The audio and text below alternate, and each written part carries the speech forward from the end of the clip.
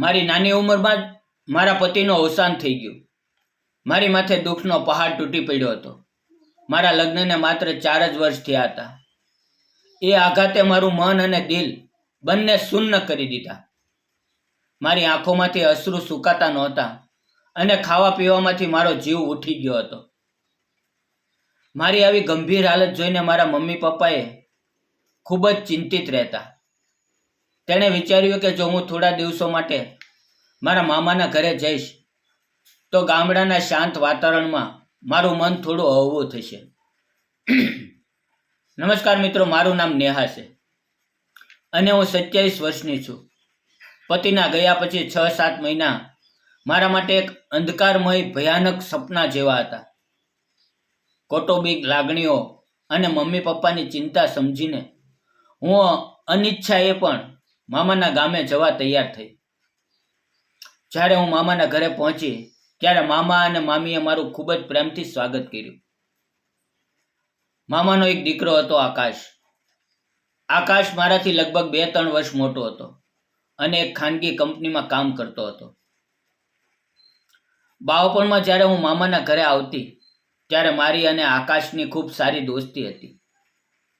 પણ મોટા થયા પછી અમે પોતપોતાના જીવનમાં વ્યસ્ત થઈ ગયા હતા. હું જ્યારે ત્યાં પહોંચી ત્યારે સાંજે આકાશ કામ પરથી પાછો આવ્યો. મને ઘરમાં જોઈને તેના ચહેરા પર એક મીઠું સ્મિત આવી ગયું. પણ મારી સુકાઈ ગયેલી આંખો અને કરમાયેલા ચહેરાને જોઈને તે ગંભીર થઈ ગયો. તેણે મારી પાસે આવીને આત્મીયતાથી પૂછ્યું, નેહા, તો પોતાની આ શું હાલત બનાવી રાખી છે? જે થઈ ગયું તેને બદલી શકાતું નથી, પણ આ રીતે પોતાની જાતને તકલીફ આપવાથી કશું પાછું નહીં આવે. તેના અવાજમાં આટલી સંવેદના કે મારી આંખોમાંથી અજાણતા આંસુ વહી નીકળ્યા. આકાશની હાજરીથી ઘરમાં એક અલગ જ હૂંફનો અનુભવ થતો હતો. ધીમે ધીમે દિવસો પસાર થવા લાગ્યા. હું ઘરકામમાં મામીને મદદ કરતી, ખેતરમાં જતી અને ઘરના નાના મોટા કામમાં મારી જાતને વ્યસ્ત રાખવાનો પ્રયાસ કરતી. આકાશ રોજ સાંજે આવે ત્યારે મારા માટે કોઈ મનપસંદ વાર્તાની ચોપડી કે કંઈક ખાવાનું લઈને આવતો. તે મને હંમેશા પ્રોત્સાહિત કરતો કે જીવન ક્યારેય એક જગ્યાએ થંભતું નથી, તેને નવેસરથી શરૂ કરવું પડે છે. એક રવિવારે મામા અને મામી કોઈ સામાજિક પ્રસંગમાં બાજુના ગામડે ગયા હતા. બપોરનો સમય હતો અને ઘરમાં ફક્ત હું અને આકાશ જ હતા. હું હોલમાં બેસીને ટીવી પર એક જૂનું નાટક જોઈ રહી હતી. આકાશ પણ મારી બાજુમાં આવીને બેસી ગયો. ટીવી પર ચાલતા એક ભાવુક દ્રશ્યને જોઈને મને મારા ભૂતકાળના દિવસો યાદ આવી ગયા અને મારી આંખો ભરાઈ આવી. એ સમયે આકાશે મારો હાથ પોતાના હાથમાં લીધો. તેનો સ્પર્શ ખૂબ જ શાંત અને આશ્વાસન આપનારો હતો. તે ચોંકીને તેની તરફ જોયું. આકાશે મારી આંખોમાં જોતા પ્રેમથી કહ્યું, નેહા, નેહા, હવે તારા મનનો આ ભાર ઉતારી દે. હું તને આમ અંદરથી તૂટતી જોઈ શકતો નથી. મેં ધીમેથી મારો હાથ છોડાવવાનો પ્રયાસ કરતા કહ્યું, આકાશ, મારી કિસ્મત જ ખરાબ છે. હવે મારા જીવનમાં ફક્ત આ એકલતા જ બચી છે. ત્યારે આકાશે મારો હાથ વધુ મજબૂતીથી પકડી લીધો અને બોલ્યો, ના ના નેહા, તારી કિસ્મત ખરાબ નથી.